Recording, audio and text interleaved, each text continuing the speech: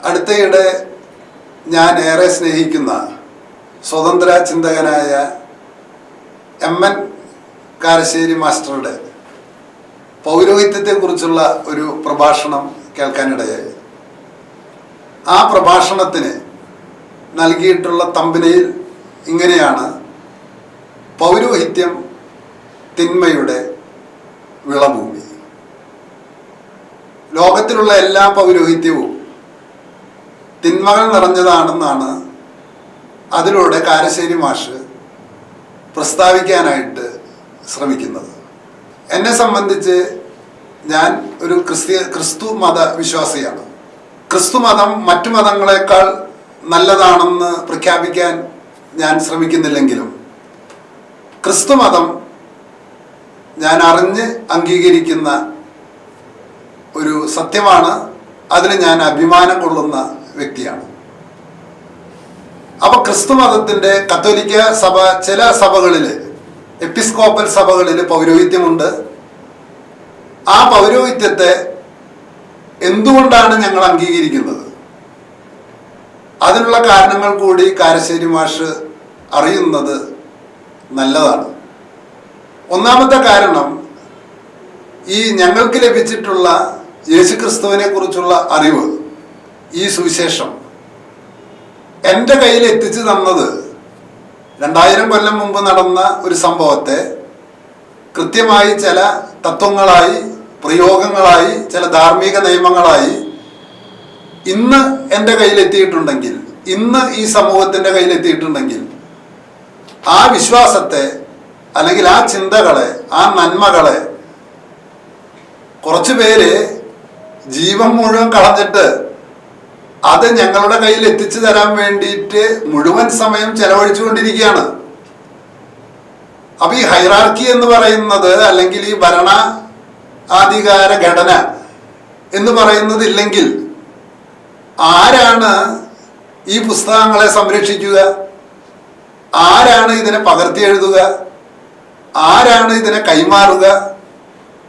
അപ്പൊ അതുകൊണ്ട് എൻ്റെ കയ്യിലുള്ള വിശ്വാസം വിലപിടിപ്പുള്ളതായകയാൽ ഈ ഒരു അറിവിനെ ഞങ്ങൾക്ക് കൈമാറി തരാൻ വേണ്ടിയിട്ട് ജീവൻ മുഴുവൻ മാറ്റിവെച്ചിട്ടുള്ള പുരോഹിതന്മാരെ ഞങ്ങൾക്ക് ബഹുമാനിക്കാതിരിക്കാനും സ്നേഹിക്കാതിരിക്കാനും കഴിയില്ല. ഇനി ഈ പൗരോഹിത്യത്തിൻ്റെ ഉറവിടം തന്നെ എവിടെയാണ്? അത് ചരിത്രത്തിലെ ചില പുരോഹിതന്മാർ തെറ്റ് ചെയ്യുന്നു, അതുകൊണ്ട് പുരോഹിതന്മാർ വേണ്ട എന്നാണ് പറയുന്നത്.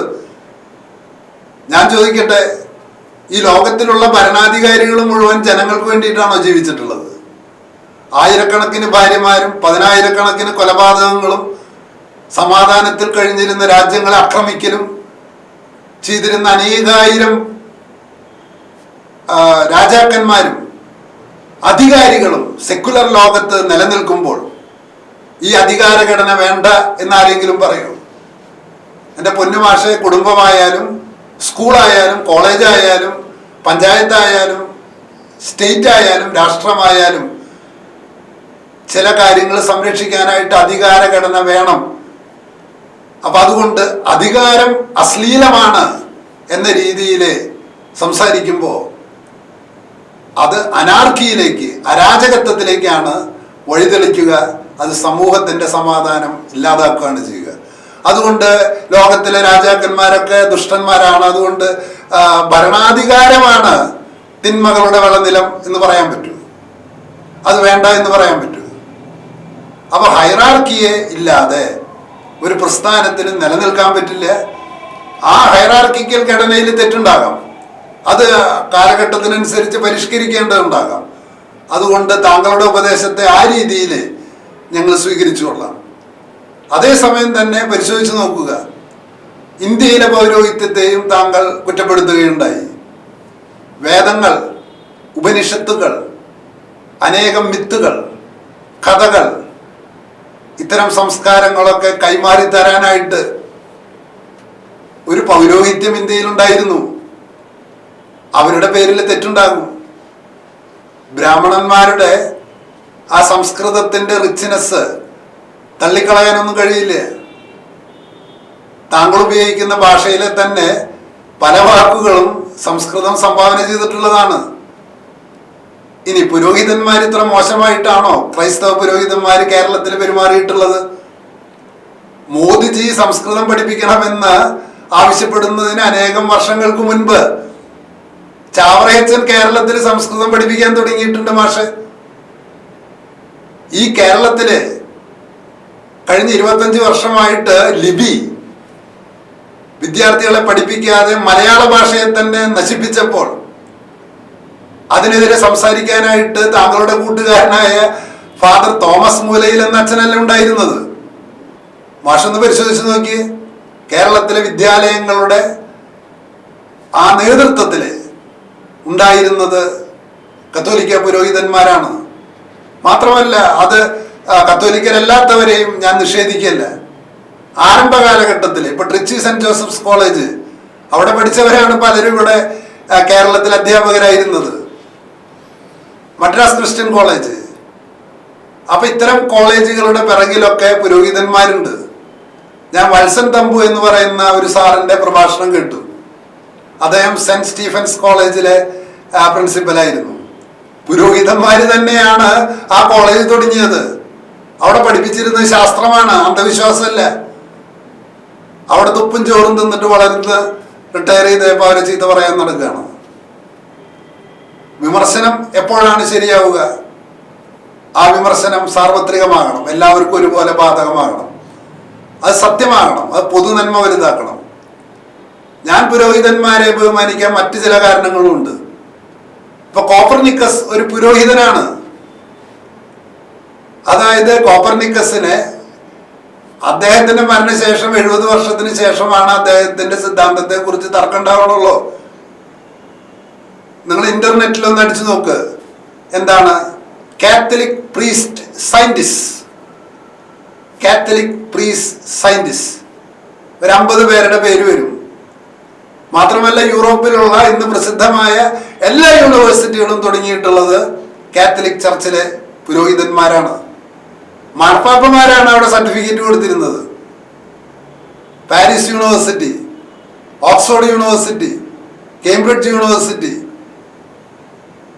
കോയിംബ്ര യൂണിവേഴ്സിറ്റി, വാർസോയിലെ യൂണിവേഴ്സിറ്റി, 10-500 യൂണിവേഴ്സിറ്റികളാണ് യൂറോപ്പിലെ പ്രഗത്ഭരായിട്ടുണ്ടായിരുന്നത്. Perugia university, Bologna university.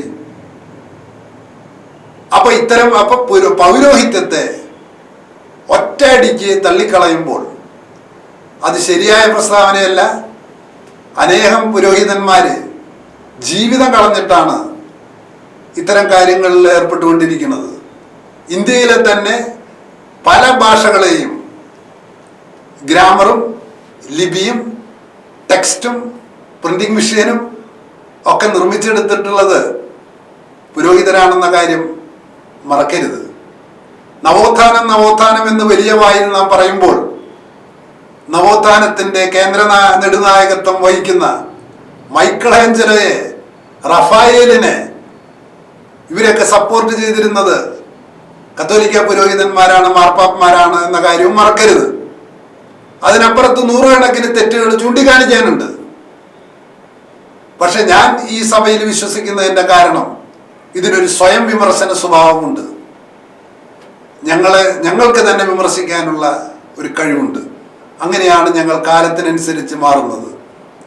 അതുകൊണ്ട് പൗരോഹിത്യത്തെ ഒരു കത്തോലിക്കൻ എന്നുള്ള നിലയിൽ ക്രിസ്തീയ പൗരോഹിത്യത്തെ മാത്രമല്ല, ഹിന്ദു പൗരോഹിത്യത്തെയും ഈവൻ മുസ്ലിം പൗരോഹിത്യത്തെ പോലും ചില സമയങ്ങളിൽ സന്തോഷത്തോടെയാണ് നോക്കിക്കാണുന്നത്.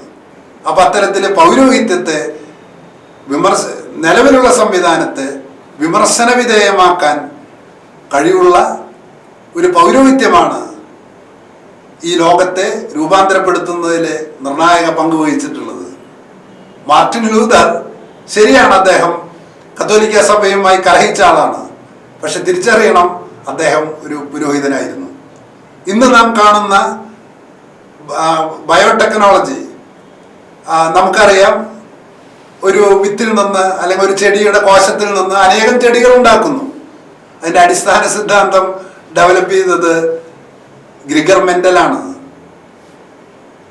ജനിതക ഘടനയെ ആദ്യമായി പുറത്തെടുത്തത് ഒരു പുരോഹിതനാണ്. ഓക്സ്ഫോർഡ് യൂണിവേഴ്സിറ്റിയിൽ ഇപ്പോഴും റോജർ ബേക്കൺ എന്ന് പറയുന്ന പുരോഹിതന്റെ ചിത്രമുണ്ട്. അനേകം ജെസ്യൂട്ട് വൈദികന്മാർ ഇന്നും അമേരിക്കയിലെ യൂണിവേഴ്സിറ്റികളിൽ ശാസ്ത്രീയ പുസ്തകങ്ങൾ എഴുതുകയും അത് ഞങ്ങൾ കേരളത്തിൽ കോളേജിൽ വരെ പഠിപ്പിക്കുന്നുണ്ട്. എൻ്റെ മാഷ് ഇപ്പൊ റോബർട്ട് ഡൗളിങ്ങിന്റെ ബുക്കാണ് ഇന്ത്യയിലെ കലാലയങ്ങളിൽ സാമ്പത്തിക ശാസ്ത്ര വിദ്യാർത്ഥികൾക്ക് മാത്തമാറ്റിക്സ് പഠിപ്പിക്കാനായിട്ട് കൊടുക്കണേ. റോബർട്ട് ഡൗളിങ്, അദ്ദേഹം ഒരു SJ പ്രീസ്റ്റാണ്. അപ്പൊ പുരോഹിതന്മാരുടെ അധ്വാന ഫലം കൂടിയാണ് ഇന്നത്തെ ആധുനിക കേരളം എന്ന് തിരിച്ചറിയണം. മഹാഭാരതവും രാമായണവും അതുപോലെയുള്ള അനേകം പാരമ്പര്യത്തിൽ കിടക്കുന്ന മിത്തുകളും നമുക്ക് തുറന്നു തന്നിട്ടുള്ള ഇന്ത്യൻ പുരോഹിതന്മാരെയും തള്ളിക്കളയാൻ ഞാൻ ആഗ്രഹിക്കുന്നില്ല. ഈ അവസരത്തിൽ കാരശ്ശേരി മാഷ് പൗരോഹിത്യം തിന്മകളുടെ വിളനിലമാണെന്ന് പറയുമ്പോൾ അതിന് തിരിച്ചെനിക്ക് പറയാനുള്ളത്, കത്തോലിക്ക പൗരോഹിത്യം അനേകായിരം പുരോഹിതന്മാരുടെ ശ്രമഫലമായിട്ടാണ് എൻ്റെ കയ്യിലിരിക്കുന്ന ഇന്നത്തെ വിശ്വാസം എനിക്ക് ലഭിച്ചിട്ടുള്ളത്. അല്ലാതെ അന്തരീക്ഷത്തിൽ നിന്ന് എനിക്ക് മനസ്സിലായതല്ല. യേശു ക്രിസ്തു എന്ന മനുഷ്യനെ നിങ്ങൾ ആരെങ്കിലും സ്നേഹിക്കുന്നുണ്ടെങ്കിൽ തിരിച്ചറിയുക, നിങ്ങൾക്ക് അന്തരീക്ഷത്തിൽ നിന്നല്ല യേശു ക്രിസ്തുവിനെ കിട്ടിയത്. 2000 കൊല്ലമായി ഇത് കാത്തു സൂക്ഷിക്കുകയും കൈമാറി തരികയും ചെയ്യുന്ന ഒരു സമൂഹം ഇവിടെയുണ്ട്. എല്ലാ വിഭാഗത്തിലും തെറ്റുകളുണ്ട്. ആ വ്യക്തികളുടെ തെറ്റിനെ വിമർശിക്കുന്നതിന് പകരം സഭയെ ഒന്നടങ്കം വിമർശിക്കുന്നത്, പൗരോഹിത്യത്തെ ഒന്നടങ്കം വിമർശിക്കുന്നത് സ്വീകാര്യമല്ല. നന്ദിപൂർവ്വം.